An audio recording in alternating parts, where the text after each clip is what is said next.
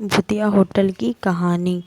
एक छोटे से शहर में एक पुराना और विख्यात होटल था जिसका नाम मेहनत महल था। यह होटल शहरी क्षेत्र से थोड़ा दूर और शांत जंगल के पास स्थित था और अपने समय का सबसे आलीशान होटल हुआ करता था। इसकी वास्तुशैली, अंदर की सजावट और वहाँ की सेवाएं यहाँ आने वाले हर व्यक्ति को मंत्रमुग्ध कर देती थी। परंतु सालों पहले एक बुरी घटना ने इस होटल को भुतहा बना दिया। लोग कहते थे कि इस होटल में एक परिवार की आत्माएं भटकती है जिन्होंने यहीं अपनी जान गंवाई थी। रात के समय होटल की ओर देखते ही लोगों के रोंगटे खड़े हो जाते थे। होटल के चारों ओर कटी फटी पेड़ों की छाया और होटल की टूटी फूटी खिड़कियों से छनकर आती अंधेरिया रोशनी ने पूरे परिवेश को और भी डरावना बना दिया था।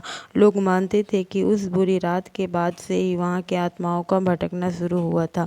इस भावुकता के कारण शहर के लोग होटल से दूर रहते थे और किसी की भी हिम्मत नहीं होती थी कि वे वहां जाए। लेकिन एक समय ऐसा आया जब शहर के कुछ युवा उत्साही इस रहस्य को सुलझाने का निर्णय लिया। उनके मंडल का नेता था रवि, एक साहसी और होशियार युवक जिसे डर का मतलब नहीं पता था। रवि ने अपने 3 दोस्तों रोहन सिंह और आरती के साथ इस भुतहा होटल का दौरा करने का फैसला किया। उन्होंने तय किया कि वे उन घटनाओं की सच्चाई जानने के लिए होटल में एक रात बिताएंगे। जैसे ही वे होटल पहुंचे, अंधेरा छा गया था और हवाओं का शोर सुनाई दे रहा था। होटल के बाहर का माहौल ही डराने वाला था, लेकिन रवि और उसके दोस्तों ने अपनी हिम्मत रखी और होटल के अंदर चले गए। होटल के अंदर का वातावरण बेहद रहस्यमय और भयानक था। दीवारों पर धूल जमी हुई थी, फर्श हर कदम पर झंझाहट कर रहा था और हर कोने से रहस्यमय आवाज़ें सुनाई दे रही थी। उन्होंने रिसेप्शन हॉल में प्रवेश किया और वहाँ के हालात देखकर चौंक गए। पुराने फर्नीचर, टूटी हुई टेबल और धूल भरे काउंटर, वहाँ लगे पुराने चित्रों में होटल के सुखद दिनों का झलक मिलती थी। अचानक रवि को महसूस हुआ जैसे कोई उन्हें देख रहा हो। उसने अपने दोस्तों को शांत रहने के लिए कहा और मुख्य हॉल में आगे बढ़ने का सुझाव दिया। मुख्य हॉल में चलते समय उन्होंने देखा कि एक पुरानी लिफ्ट थी जो बंद हो चुकी थी और लिफ्ट के दरवाजे पर खून के धब्बे थे।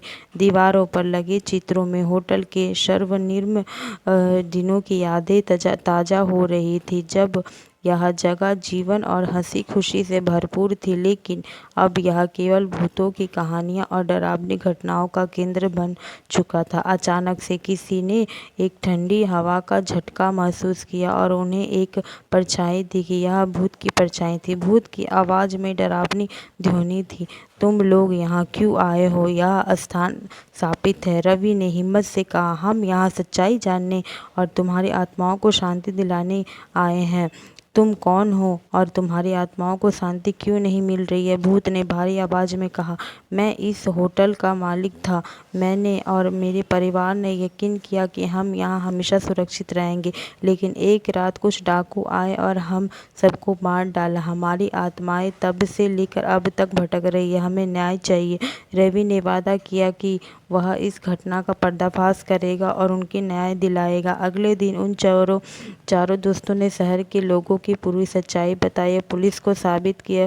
पुलिस ने जांच की और डाकुओं को गिरफ्तार कर लिया। जांच के दौरान उन्हें रहस्यमय तथ्य और सबूत मिले और डाकुओं को सजा दिलाने में मदद मिला। पुलिस ने पुराने कागजात, खून के धब्बे और छुपे हुए गहनों की तलाश की। पुलिस को जांच के बाद डाकुओं से पैसा, लालच और उन मासूमों की हत्या करने का दोषी पाया।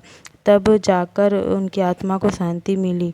अब मेहतर होटल फिर से खोल दिया गया और वहाँ कोई भी भूतिया घटना नहीं होती है।